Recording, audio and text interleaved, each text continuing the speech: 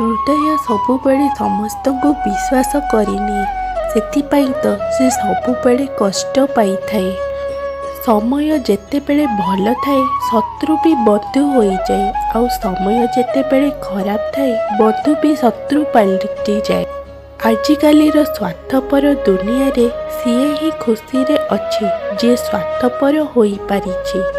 ମନକୁ ପବିତ୍ର ରଖନ୍ତୁ, କାରଣ ଜୀବନର ଶେଷ ହିସାବ ଅର୍ଥର ନୁହଁ କର୍ମର ହେବ। ସବୁ ସମ୍ପର୍କ ଗଢ଼ିବାକୁ ପଡ଼େ ନାହିଁ, କିଛି ସମ୍ପର୍କ ଅଜାଣତରେ ବି ଗଢ଼ି ହୋଇଯାଏ। ନିଜକୁ ଏମିତି ଗଢ଼ କେହି ତୁମକୁ ଛାଡ଼ି ଦେଇପାରିବ ହେଲେ ଭୁଲି ପାରିବ ନାହିଁ। ଯେଉଁ କଷ୍ଟ ଦେଖାଯାଏ ନାହିଁ ସେହି କଷ୍ଟ ମଣିଷକୁ ବହୁତ କଷ୍ଟ ଦେଇଥାଏ। ଭୁଲକୁ ଭୁଲିଯାଅ, କିନ୍ତୁ ସେହି ଭୁଲ ଯେଉଁ ଶିକ୍ଷା ଦେଇଛି ତାକୁ କେବେ ଭୁଲ ନାହିଁ। ଜୀବନ ହେଉଛି ଏକ ଅଜଣା ପୁସ୍ତକ ଭଳି।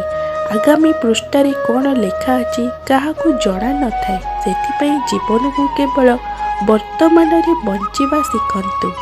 ଜୀବନରେ କିଛି ଏମିତିକା ସାଥୀ ମିଳନ୍ତି ଯିଏ ଖେଳନା ସାଥିରେ ନୁହେଁ, ମଣିଷର ହୃଦୟ ସାଥିରେ ଖେଳିଥାନ୍ତି। ଏଠି କାହା ପାଖରେ ଟାଇମ୍ ନାହିଁ, କିନ୍ତୁ ଟାଇମ୍ ପାସ୍ ଏଠି ସମସ୍ତେ କରିଥାନ୍ତି। ମୁଁ କ୍ଷମା ବାରମ୍ବାର କରିପାରିବି, ଏଇଟା ମୋ ସଂସ୍କାର ମୋତେ ଶିଖାଇଛି, କିନ୍ତୁ ଭରସା କେବଳ ଗୋଟେ ଥର ହିଁ କରିବି।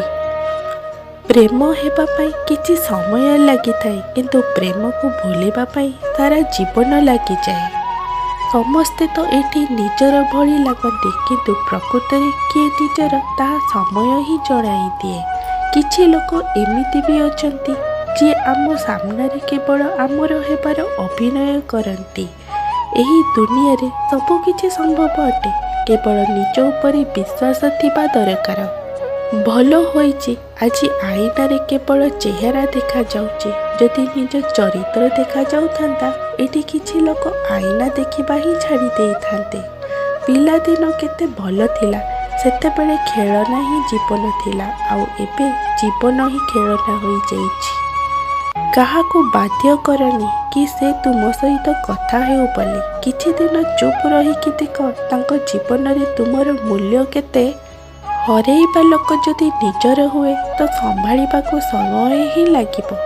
ଜୀବନରେ ତୁମେ ସବୁବେଳେ ଖୁସିରେ ରୁହ ଆଉ ଅନ୍ୟକୁ ଖୁସିରେ ରଖ, ଦେଖିବ ସବୁବେଳେ ଈଶ୍ୱରଙ୍କ କୃପା ତୁମ ଉପରେ ରହିବ। ଜୀବନରେ ଯଦି ଗୋଟେ ଦିନ ନିଜ ଉପରେ ନିଜେ ଗର୍ବ କରିବାକୁ ଚାହୁଁଛ ତ ଆଜି ବି ହାର ମାନ ନାହିଁ। ତମେ କେବଳ ଟଙ୍କା ରୋଜଗାର କର, ଲୋକେ ତୁମ ସହିତ ସମ୍ପର୍କ ନିଜେ ବନାଇବେ।